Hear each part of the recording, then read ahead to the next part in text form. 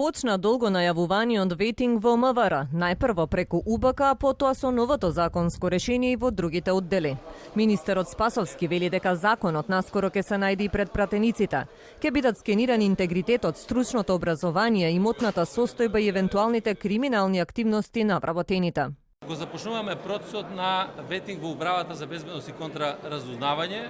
Знаете дека се формираше новата Агенција за национална безбедност, веќе се формирани комисиите. Имам информација од директорот дека тие започнуваат со работа. Значи ветинг процесот веќе е започнат во делот на Управата за безбедност и контраразузнавање. Сите можни аспекти за кои што говорам јас, за кои што говорат медиумите, научната, стручната јавност ќе бидат разгледани и на основа на тоа ќе се заврши тој процес на Управата за безбедност и контраразузнавање, а ќе продолжи и во целото Министерство за внатрешни работи. Опозицијата пак обвинува дека Спасовски врши чистка во МВР и ја партизира службата. Имаме сознание дека 24 припадници на полицијата во изминативе неколку дена се подложени на тортура за да се самодеградираат.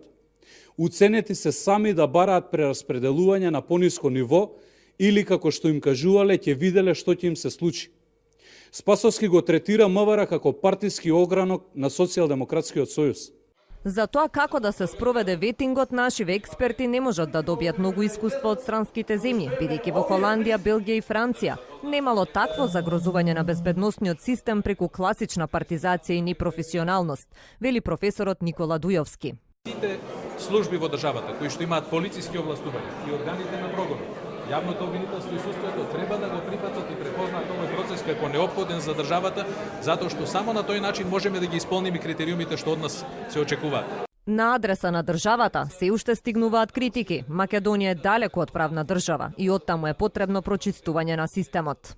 Организираниот криминалитет во нашата држава функционира преку двете најважни компоненти. Првата е тој се врза со државата.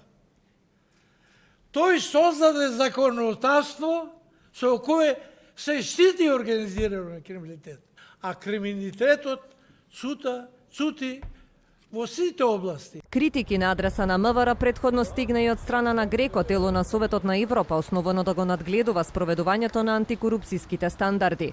Во извршното резиме е наведено дека корупцијата и натаму останува сериозен проблем во земјава, а се акцентира токму и политизацијата на полицијата.